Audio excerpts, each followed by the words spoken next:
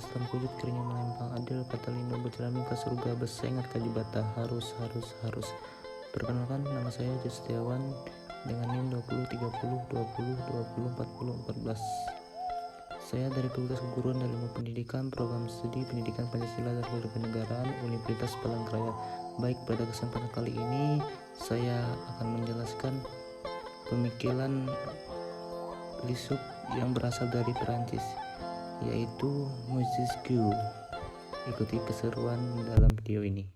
Baik, di sini ada pokok pembahasan. Yang pertama, sejarah Montesquieu, pemikiran Montesquieu, kualifikasi perintah Montesquieu, dan karya-karya Montesquieu, konsep trias politik Montesquieu, kritik terhadap pemikiran Montesquieu. Baik, saya akan menjelaskan sejarah Montesquieu. Mungkin saya menjelaskan secara singkat di sini. Montesquieu adalah filsuf Prancis yang pemikiran politiknya sangat berpengaruh selama zaman Renaissance. Montesquieu lahir di Perancis pada 18 Januari 1649. Dia berasal dari keluarga yang kaya dan ibunya Kebrot. Ayahnya adalah seorang prajurit yang memiliki garis keturunan. Nah, meskipun begitu, dia dari keluarga miskin selama masa kecil. Dan ibunya meninggal ketika dia berusia 7 tahun, dan pada usia 17 tahun dia melakukan pendidikan di Prancis untuk belajar sastra, ilmu pengetahuan, dan ajaran lain dari pendidikan klasik, dan dia melanjutkan mengambil hukum di Universitas Bordeaux. Nah, dari situ dia memulai pekerjaan di Paris setelah lulus. Tetapi 4 tahun kemudian dia membawa kesuksesan yang sangat berubah. Dan kembali lagi pada tahun 1713 ketika ayahnya meninggal pada tahun 1714, dan dia menjadi anggota parlemen Bordeaux. Dan setelah itu dia menikah dengan seorang Janet Treviport ya, dengan mas kawin yang sangat besar. Nah, pada tahun 1716 pamannya meninggal di tanah dan gelar sebagai Brok Demet Montesquieu diraihnya. Demikian ia menjadi presiden parlemen Bordeaux. Sekarang dia secara sosial dan finansial ia mengabdikan dirinya untuk syaratnya, termasuk hukum Romawi secara biologi, geografi, dan fisika. Nah, Montesquieu meninggal karena demam. Dia meninggal di Paris pada 10 Februari 1755. Meskipun ia telah meninggal, telah menjadi ayah dari 2 putri dan seorang putra istrinya, ia telah mengabdikan dirinya untuk bekerja. Dia dianggap ramah dan murah hati, memiliki lingkaran pengagum yang luas internasional, dari filsuf Solzhenitsyn dan David Hume hingga presiden Amerika. Untuk pemikiran Montesquieu, di mana dia membagikan 3 bentuk dasar pemerintahan, yaitu republik, monarki, dan despoti. Nah, republik itu merupakan sebuah sistem yang menempatkan kekuasaan tertinggi ada di tangan rakyat, sedangkan monarki merupakan perintah dengan hukum yang tepat. Sedangkan negara despoti merupakan pemerintah yang diatur oleh suatu orang dengan aturan yang tidak jelas sesuai dengan kehendaknya, sehingga kemudian nilai-nilai yang ada dalam ketiga bentuk pemerintahan itu juga berbeda. Nah, pada pemerintahan republik, identiknya pada demokrasi, rakyat berpegang kepada kebajikan. Nah, nilai-nilai kejujuran, patriotisme, dan cinta terhadap persamaan. Sedangkan pada sistem monarki, kehormatan yang menjadi acuan, dan pada pemerintah despot, rasa takutlah yang menjadi komando rakyat. Jika merujuk pada Sulme, negara despot ini memiliki ciri yang mirip dengan negara Levitan, di mana negara merupakan lembaga politik yang ganas dan menakutkan. Untuk teori yang selanjutnya yaitu Montesquieu, dia membagikan suatu kekuasaan menjadi 3 bagian. Yang pertama legislatif, eksekutif, dan yudikatif. Nah, sebuah pembagian kekuasaan ini ditujukan untuk menjamin kebebasan dalam pandang Montesquieu. Apabila kekuasaan legislatif dan eksekutif disatukan pada tangan yang sama, adapun badan penguasa yang sama, tidak mungkin terdapat kemerdekaan. Juga tidak akan dapat kemerdekaan itu bila kekuasaan mengadili tidak dipisahkan dari kekuasaan legislatif dan eksekutif. Bila kekuasaan mengadili digabungkan dengan pada kekuasaan legislatif, kehidupan dan kemerdekaan kaulah negara akan dikuasai oleh bangsawan suka hati. Apabila kekuasaan mengadil digabung dengan eksekutif, hakim itu akan bertindak dengan kekerasan dan penindasan lebih dalam mengenai pembagian kekuasaan.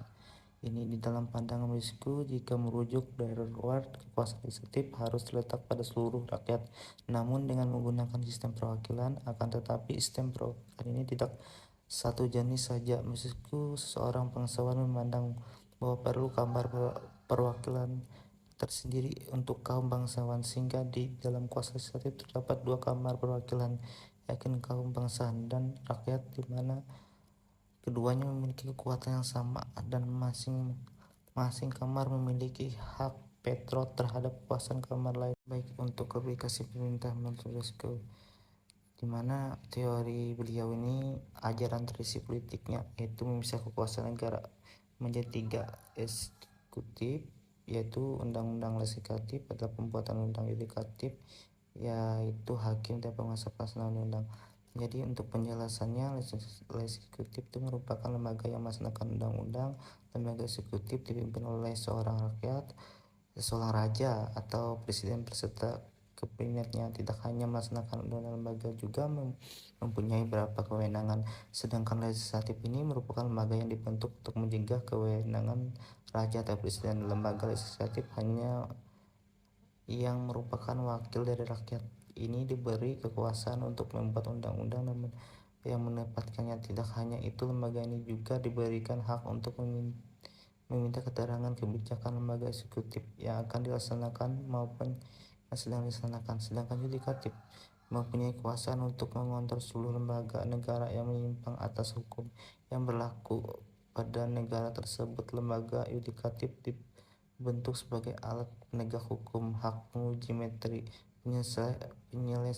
penyelisihan, hak mengesah peraturan hukum, dan membatalkan peraturan apabila bertentangan dengan dasar negara. Jadi bahwa globalisasi perintah ini sesuai yang dianut saat ini sepertinya Indonesia. Mungkin untuk kriya Montesquieu ini yang ada di Indonesia, Montesquieu lebih dikenal dengan kalangan hukum karena karyanya yang terus masyhur yang berjudul L'Esprit des Lois, Hakikat Hukum, pada tahun 1748. Biasanya dikajikan secara mendalam di fakultas hukum di negeri kita. Karya ini menjelaskan dan menjabarkan tradisi politik, yaitu pentingnya kekuasaan pemerintah suatu negara dibagi dalam tiga kekuasaan yang terpisah: eksekutif, yudikatif, dan legislatif. Nah, di negara kita tidak banyak orang yang mengenal Montesquieu sebagai pengarang, biasanya sebagai penulis literatur. Misalnya, pembaca Indonesia hanya mengenalkan Montesquieu sebagai seorang filsuf dengan gagasan mengenai tradisi politik yang disampingkan filsuf besar Prancis lainnya. Konsep tradisi Montesquieu yaitu tradisi politik, artinya politik tiga serangkai dari bahasa Yunani. Menurut Montesquieu, setiap pemerintah ada tiga jenis, ya kekuasaan yang terpisah. Jadi tradisi politik adalah suatu sistem kekuasaan pemerintah negara yang dibagi menjadi tiga bagian, yaitu eksekutif, legislatif, dan yudikatif. Tiga sistem kekuasaan ini berperan penting untuk menjalankan pemerintah negara suatu sistem negara berdasarkan prosedur yang berlaku.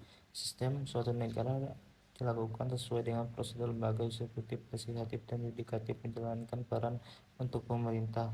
Terbinanya sistem lembaga sesuai tradisi politik menyesuaikan aturan yang berlaku. Setiap lembaga ini menjalankan dan mengelola tugas negara. Jika terjadi penyimpangan, maka aturan yang berlaku akan dijalankan dan ditindak tegas. Antar lembaga negara saling berkaitan satu sama lain. Konsep tradisi politik menghubungkan antara lembaga negara, contohnya lembaga eksekutif menerima dan mengesah laporan dari lembaga legislatif. Lembaga yudikatif melakukan tugas sesuai untuk menjamin kesejahteraan rakyat. Apresiasi rakyat. Negara dapat mendengar apresiasi rakyat dan mengambil sikap.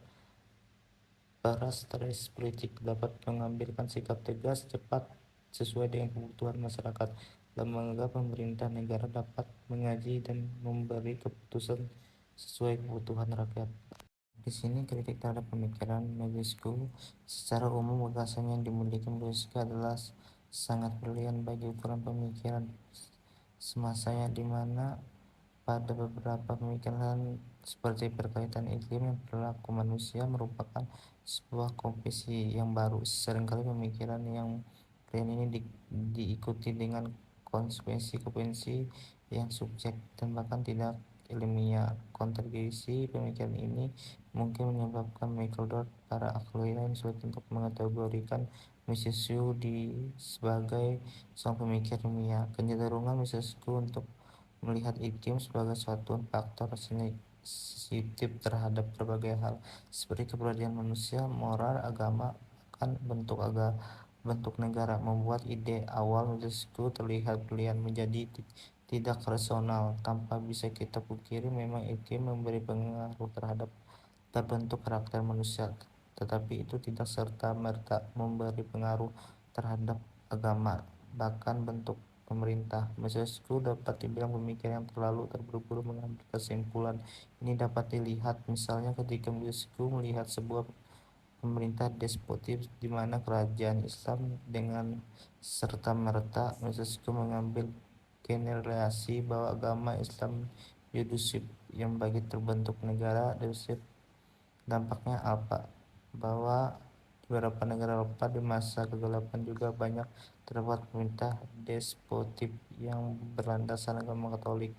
Baik, dilanjutkan dalam tulisan De Precipitat dapat ditepati generasi hanya diambil sembrono oleh Montesquieu. Di dalam krianya itu disebut banyak Islam adalah agama yang mengajarkan despotik seksual karena memperoleh poligami di dalam ajarannya. Tradisi Herme-Polygamy menurutnya adalah semua kejahatan despotik karena mendiskriminasikan hak-hak perempuan, menindas mereka. Perempuan tidak memiliki kebebasan sebagai laki-laki oleh soulmate. Nah, pandangan Montesquieu semacam ini dikarenakan dirinya terpengaruh sikap Ionopimia abad pertengahan terhadap Islam sebagaimana pemikiran lainnya, yang tentu saja menandakan terburu-buru Montesquieu untuk merumuskan sebuah hipotesis. Mungkin hanya itu yang dapat saya sampaikan. Sekian dan terima kasih. Mohon maaf kalau ada kekurangan karena kesempurnaan itu hanyalah Rizky Febian.